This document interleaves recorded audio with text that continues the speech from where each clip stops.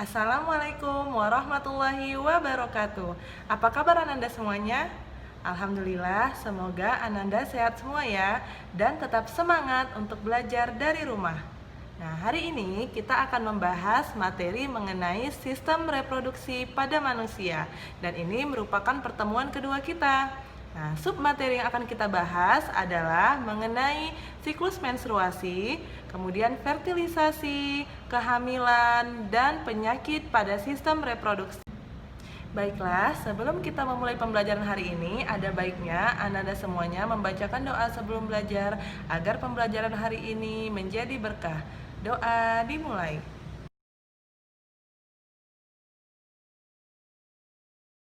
Setelah mempelajari materi ini, diharapkan Ananda mampu menjelaskan proses menstruasi serta proses terjadinya kehamilan atau perkembangan embrio. Nah, kemudian Ananda mampu mengumpulkan informasi tentang penyakit pada sistem reproduksi. Selanjutnya, Ananda diharapkan memiliki sikap peduli, tanggung jawab, santun, dan disiplin. Pembelajaran kita hari ini akan berkaitan dengan surah Al-Mu'minun ayat 14 yang artinya, kemudian air mani itu kami jadikan segumpal darah, lalu segumpal darah itu kami jadikan segumpal daging, dan segumpal daging itu kami jadikan tulang belulang. Lalu tulang belulang itu kami bungkus dengan daging, kemudian kami jadikan dia makhluk yang berbentuk lain. Maka Maha Sucilah Allah, pencipta yang paling baik. Nah, dari ayat ini dijelaskan proses pembentukan manusia, ya kan, yang terjadi di dalam rahim, yaitu dari air mani kemudian menjadi segumpal darah dan melalui proses-proses lainnya. Nanti kita akan bahas pada materi ini. Kemudian, setelah mempelajari materi hari ini, Ananda diharapkan memiliki karakter-karakter sebagai berikut. Yang pertama, merasakan adanya pengawasan malaikat dalam kehidupan. Yang kedua, menjaga anggota badan dari berbuat dosa-dosa kecil dan dosa besar. Yang ketiga, memahami konsep diri dengan benar dan mampu bersikap dengan baik. Yang keempat, menjaga ada pergaulan lawan jenis dalam Islam. Dan yang terakhir, mampu mengaitkan Al-Quran dalam realitas kehidupan sesuai dalam tahap pengembangan. Baiklah, kita mulai materi kita hari ini ya. Nah, sebelum kita mulai, Ustazah ada pertanyaan untuk Ananda semuanya. Yang pertama, apakah Ananda sudah mengalami menstruasi? Ya, sebagian ada yang sudah dan ada yang belum ya. Nah, kapan Ananda mengalami menstruasi? Oke, nah tahukah Ananda proses apa yang sebenarnya terjadi ketika seorang wanita mengalami menstruasi? Menstruasi merupakan proses keluarnya darah, lendir, dan sel-sel epitel penyusun dinding rahim. Apabila seseorang wanita mengalami menstruasi, maka akan keluar darah dari vaginanya. Nah, proses menstruasi ini terjadi karena sel telur yang sudah matang tidak dibuahi oleh sel sperma, maka terjadilah proses menstruasi. Nah, proses menstruasi itu terbagi dalam 3 fase, yaitu yang pertama ada fase menstruasi. Fase menstruasi ini terjadi biasanya 5 hari, dari hari pertama sampai hari kelima. Tapi ada beberapa orang yang mengalami fase menstruasi lebih dari 5 hari. Nah, fase yang kedua adalah fase proliferasi. Fase proliferasi ini terjadi dalam hari ke-10 sampai hari ke-15. Nah, kemudian yang ketiga ada fase sekretori.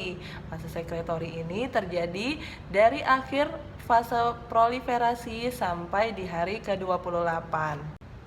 Ayo sama-sama kita bahas fase-fase yang ada pada siklus menstruasi. Yang pertama ada fase menstruasi. Nah, pada fase ini dinding rahim itu meluruh sehingga terjadilah proses menstruasi. Nah, fase yang kedua ada fase proliferasi. Fase proliferasi adalah fase peningkatan hormon estrogen dan hormon progesteron. Nah, karena meningkatnya hormon tersebut menyebabkan menebalnya dinding rahim. Nah, kemudian pada fase ini juga dihasilkan hormon LH atau luteinizing hormone yang memicu pengeluaran sel telur yang telah matang yang disebut dengan proses ovulasi. Nah, kemudian yang ketiga ada fase sekretori. Nah, pada fase ini hormon estrogen dan progesteronnya itu semakin meningkat sehingga dinding rahimnya juga semakin menebal. Nah, sel telur yang telah diovulasikan tadi akan bergerak menuju tuba falopi. Ingat ya, minggu lalu kita sudah membahas mengenai organ reproduksi pada wanita. Tahu kan Ananda semuanya di mana letak tuba falopi? Nah, sel telur yang telah diovulasikan tadi akan bergerak menuju tuba falopi.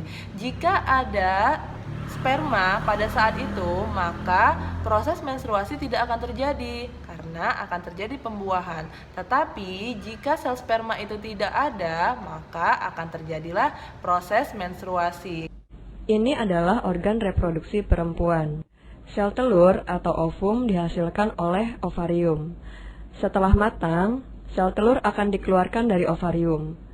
Dikenal juga dengan peristiwa ovulasi. Pada waktu yang bersamaan dengan ovulasi, dinding rahim menjadi tebal.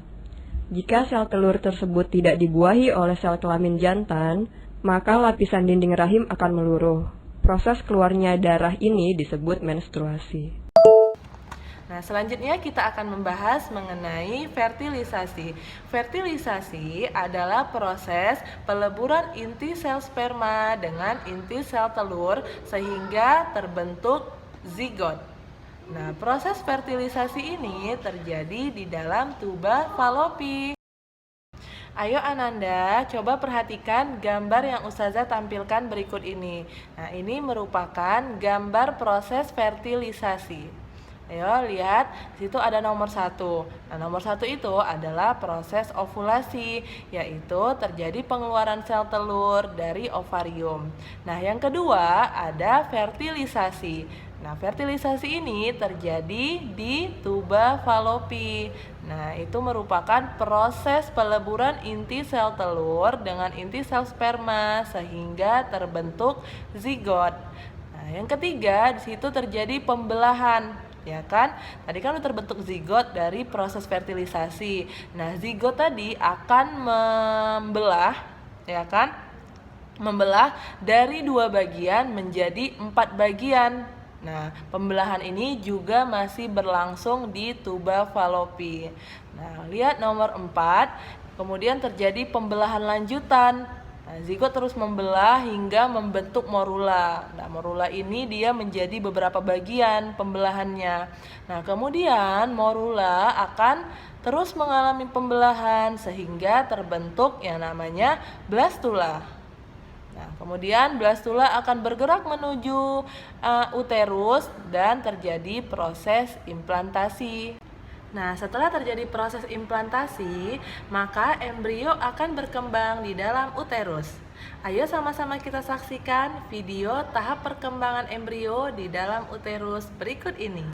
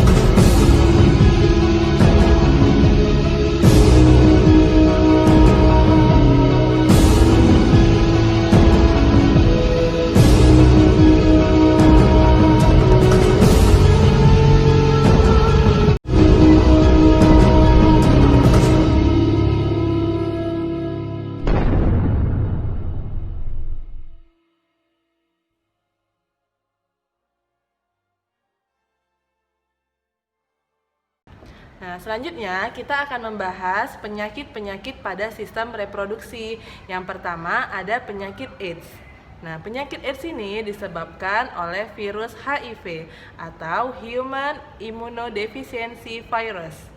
Nah, ini adalah gambar dari virus HIV tersebut. Nah, penyakit AIDS ini bisa terjadi karena penggunaan jarum suntik, hubungan seks, dan transfusi darah dengan seorang penderita HIV. Nah, kemudian yang kedua ada penyakit gonore. Nah, penyakit gonore ini disebabkan oleh bakteri Neisseria gonorrhea. Nah, penyakit ini memiliki gejala yang pertama, rasa sakit dan keluar nanah pada saat buang air kecil pada laki-laki dan keputihan yang berwarna kuning kehijauan pada perempuan. Nah, penyakit ini dapat menyebabkan kebutaan pada bayi yang baru lahir. Penyakit yang ketiga adalah sifilis atau biasa disebut dengan raja singa. Nah, penyakit ini disebabkan oleh bakteri Treponema pallidum.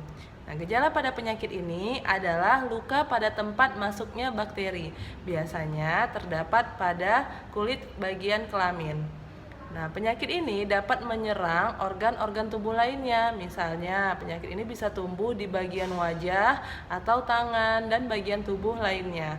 Berikut adalah contoh bakteri Treponema pallidum dan contoh seseorang yang terkena sifilis. Selanjutnya, yang keempat adalah penyakit herpes. Nah, penyakit ini disebabkan oleh virus herpes simplex. Gejala pada penyakit ini adalah gatal-gatal, kemerahan, dan pedih pada kulit daerah kelamin. Kemudian, pada daerah tersebut timbul bentol-bentol yang berwarna putih. Nah, berikut merupakan contoh virus yang disebut dengan virus herpes simplex dan gambar dari seseorang yang terkena penyakit herpes. Nah, yang terakhir adalah penyakit keputihan. Nah, penyakit keputihan ini biasa disebabkan oleh jamur Candida albicans. Ya. Nah, biasanya seseorang yang terkena penyakit keputihan akan keluar lendir dari vaginanya yang berwarna putih kekuningan. Nah, berikut merupakan contoh bentuk jamur Candida albicans dan gambar lendir dari keputihan tersebut. Baiklah, sekian pembelajaran kita hari ini. Semoga anak-anak ustazah bisa mengambil hikmah dari pembelajaran hari ini bahwa kita sebagai manusia harus hidup bersih agar kita terhindar dari penyakit-penyakit reproduksi. Dan kita juga harus menghormati dan menyayangi ibu kita karena proses kehamilan yang dialami ibu kita itu melalui proses yang sangat panjang. Nah, jadi jangan pernah melawan orang tua dan selalu jaga kebersihan. Oke, sekian pembelajaran dari hari ini. Assalamualaikum warahmatullahi wabarakatuh.